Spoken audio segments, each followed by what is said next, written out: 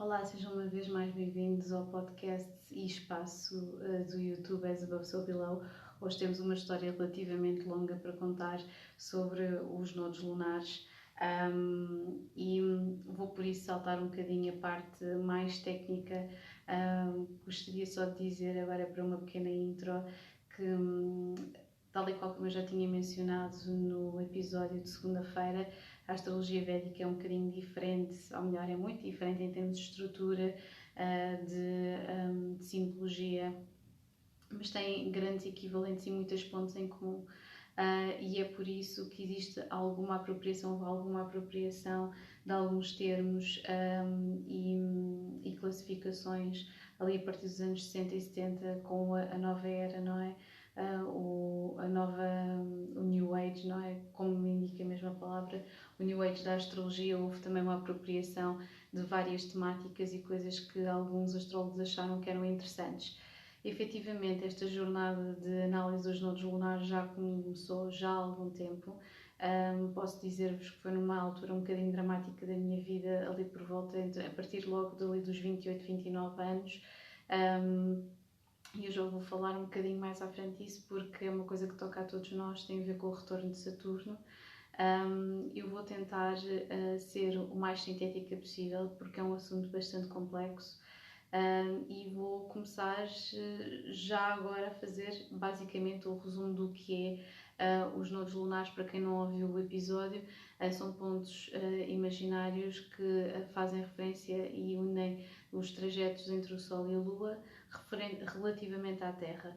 Aí, como são pontos imaginários, de certa forma a astrologia convencional dita ocidental não é, nunca respeitou muito estas noções, e muitas das pessoas que estudam com base na astrologia ocidental, como até as tabelas de horários são completamente diferentes, as referências são diferentes, a forma de calcular também vai ser diferente e a maior parte das pessoas não privilegia este tipo de informação. Eu era uma dessas pessoas, até que houve ali um bater de frente com várias situações em que eu achei que esta informação era mesmo muito importante para mim. E então, quando é que isto foi? É relativamente a um tema que eu depois gostaria de desenvolver noutro episódio, que é o belo do retorno de Saturno. Ali, a partir dos nossos 28, 30 anos, vocês já devem ter feito, se calhar, as contas da quantidade de gente conhecida que se suicida a partir dessa altura, porque existe uma transição e uma cisão muito grande entre aquilo que é ser-se criança e aquilo que é ser-se adulto, e o que é o deixar de ser adolescente e passar a ser adulto, numa sociedade que cada vez mais bloqueia este tipo de desenvolvimento, porque as pessoas ficam em casa dos pais até mais tarde, porque não querem ter grandes responsabilidades por causa do desemprego. Há aqui uma data de...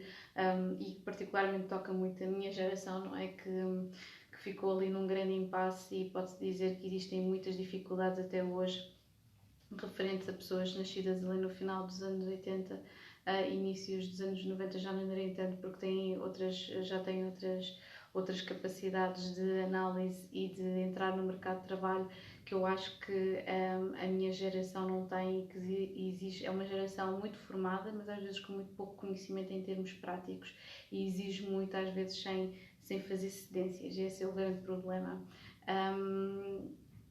Da outra parte, o que eu posso dizer é que a partir dessa altura surgiu-me ali um grande bloqueio a partir dos 28, 29 anos, que chegou ali a um pico, a um culminar aos 30, e que caiu exatamente na altura, e obviamente é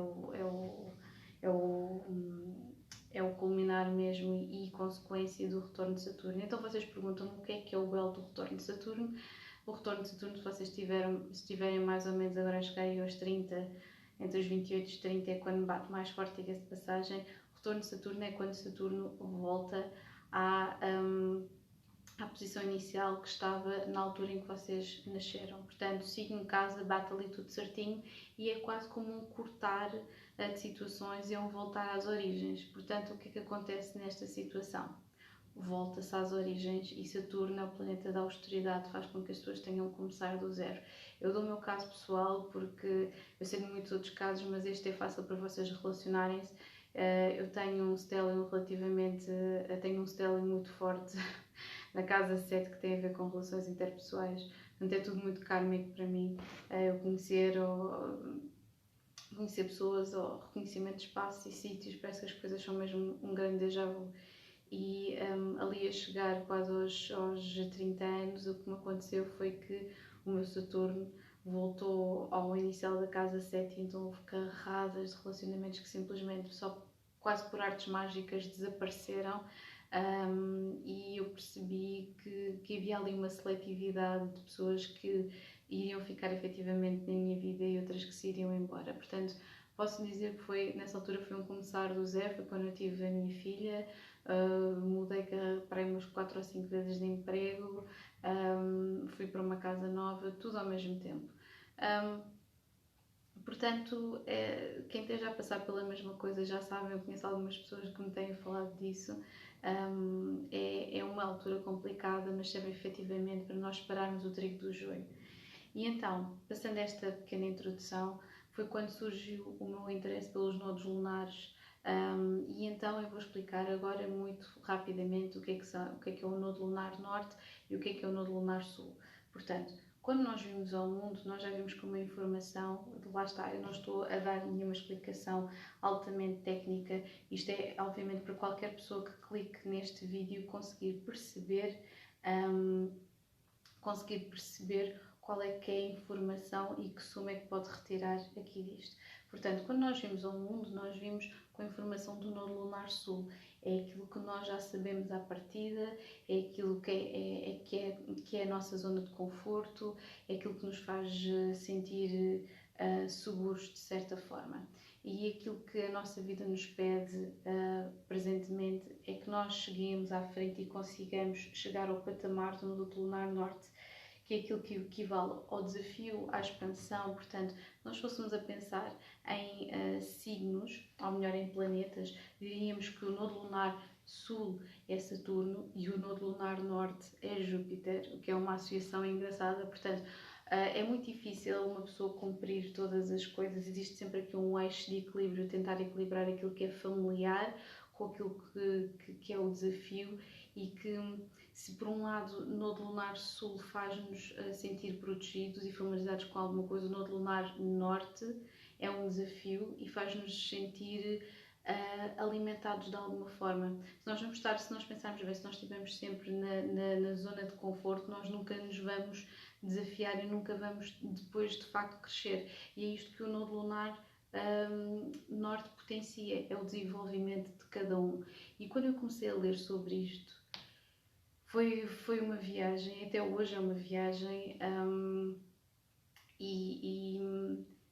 e quase todas as minhas ações são de certa forma hoje em dia um bocadinho filtradas na dimensão do meu estudo relativamente aos nodos lunares.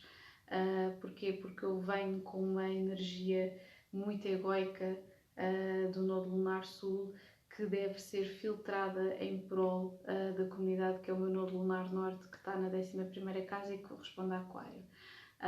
Portanto, quando nós temos consciência de, ok, eu sinto-me, por exemplo, a minha parte é da criatividade, é o do ego. Ok, é muito fácil para mim criar, é fácil ser-se criativo, mas depois canalizares isso para aquilo que tu tens que desenvolver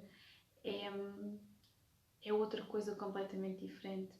E é um desafio, e é difícil, e às vezes é duro, e uma pessoa pensa, será que existe...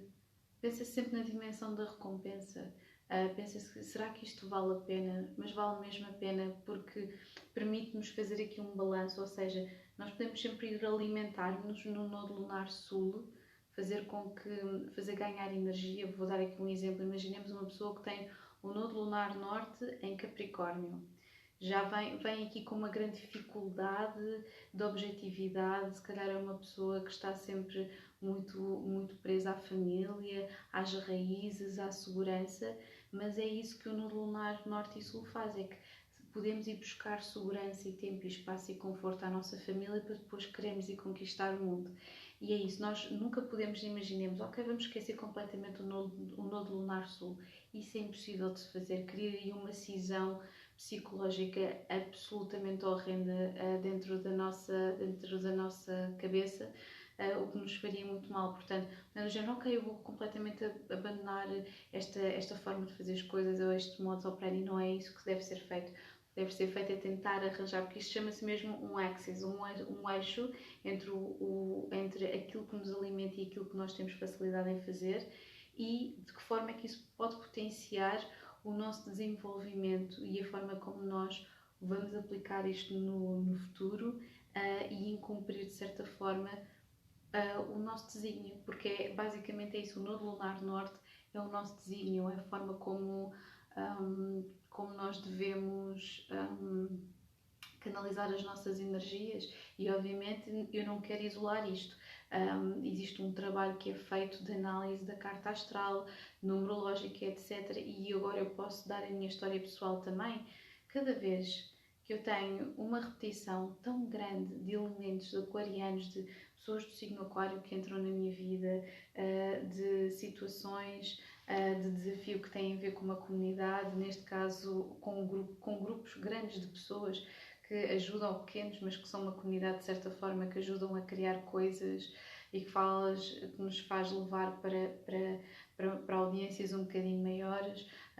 Quando eu tenho o número 11 de vida e de número e de tudo e mais alguma coisa, e depois são padrões de coisas que vão acontecendo, não é? Que nos ensinam que nós não temos de estar sempre agarrados ali a determinado tipo de situações. E depois existem ainda coisas mais interessantes, que são padrões de comportamento e coisas que nós atraímos.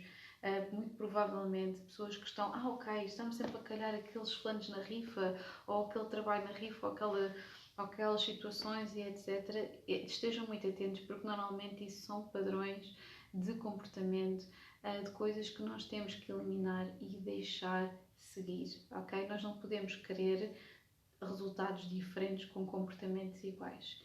E é isso que eu acho que a informação dos nodos lunares nos ensina bastante, é deixar-nos ir, basicamente, aquilo que não nos beneficia, ou aquilo, ok, eu já sei fazer isto, deixa-me lá tentar canalizar isto que eu sei fazer para uma coisa completamente diferente.